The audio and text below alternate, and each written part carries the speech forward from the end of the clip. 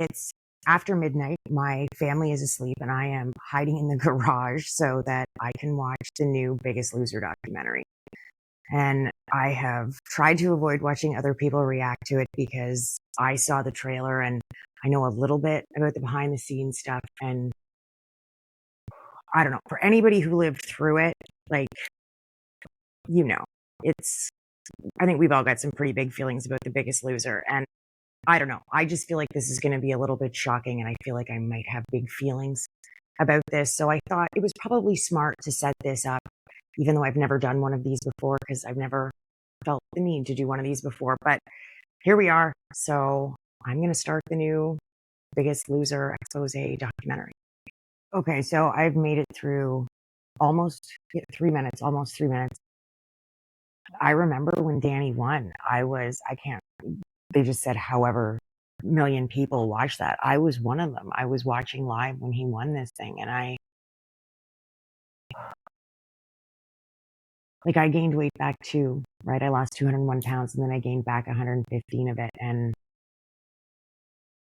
I know how heartbreaking that is. So, and I feel like this is maybe just going to be one story after another of how so many of them gained it back, which reflects the reality of weight loss, right? The recidivism rate's 85%. And I think everybody thought because they were doing it the right way, it was diet and exercise. And I know they were both extreme. And I think I'm about to learn a lot more about how extreme they were. But I think a lot of people thought that that was some sort of a guarantee they were going to keep it off. And unless you change the underlying relationship with food, you're not going to keep it off because you're not going to have the skill set to do it. And I didn't understand then, and I don't understand now how screaming at somebody and forcing them to work out 12 hours a day and only eat, a very limited number of calories in a very carefully controlled environment, it's not sustainable. And that doesn't change your relationship with food. If somebody else is making the choices for you, if somebody else is telling you what to do, it's, that's not the real work of weight loss. And so much of this stuff is just a distraction, and it was a pretty effective distraction. All right, I made it another 3 minutes. See, here's the thing. That guy just said they did it the old-fashioned way, right? Oh, diet and exercise, the old-fashioned way. Yeah, the old-fashioned way that's been being rammed down our throats and has not worked for decades and decades and decades, but whatever, the old-fashioned way. And he seemed kind of gleeful when he said it. And it's like, this is also the punitive part, right? You deserve it. You're the one who got fat. It should be hard. It should feel like punishment. And watching this is a mistake. I know this is a mistake. This is a huge mistake for me to watch this. And I know it. And I'm doing it anyway because it's like a train wreck. And it's not supposed to be punishment. It doesn't have to be punishment. You don't deserve to be punished.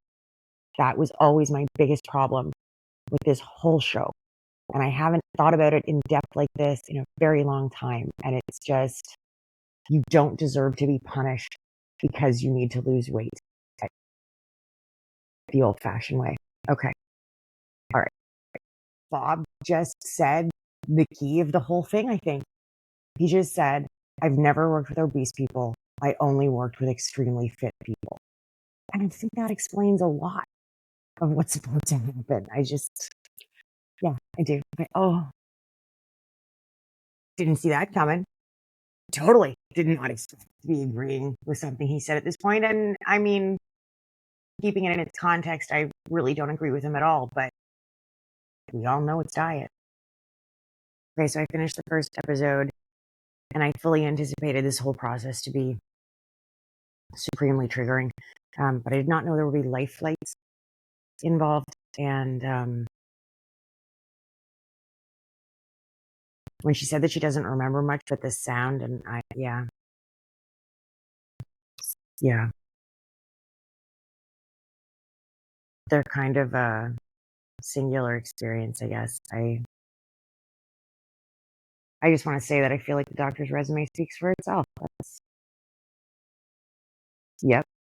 Also, it doesn't seem like Jillian's going to be on this. And from what it seems like, she's the only one of them who had any experience at all with being overweight. And I'm not sure how heavy she ever got. But the doc here and Bob, I mean, these are athletes, right? And how is someone who's never been in an obese body supposed to help someone who is get through that?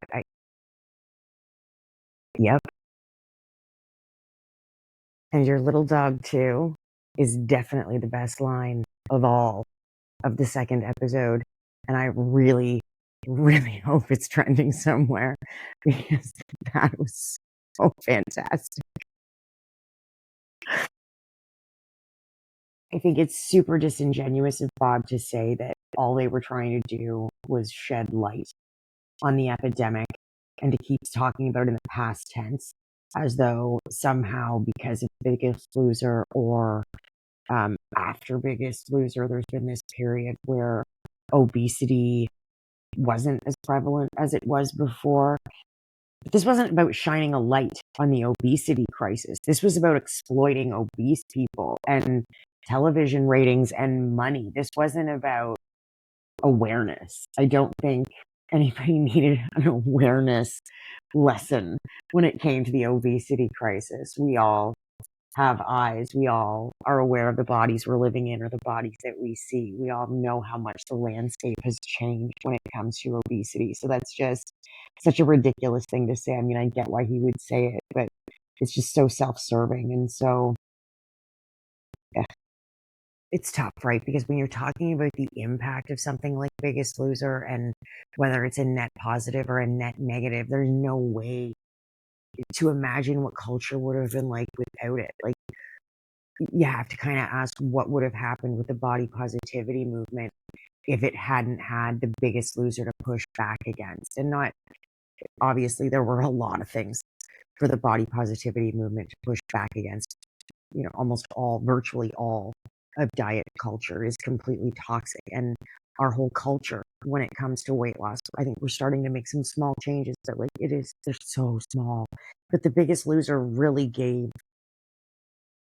polarized things and it gave something super concentrated that people could rally around against. And in so many ways, it blew up and highlighted so many of like the microaggressions that as fat people we would have to deal with. And now you're seeing it blown up to the absolute nth degree at the same time that you're getting to hear other people. And I don't remember another time on TV where I saw other fat people talking about what it was like to be fat in an honest way that I could relate to and that were experiences that I went through too and things that humiliated me and were hard to deal with in my everyday life. And like, you didn't see that on TV before. But at the same time, you also had trainers screaming and people puking. And there was,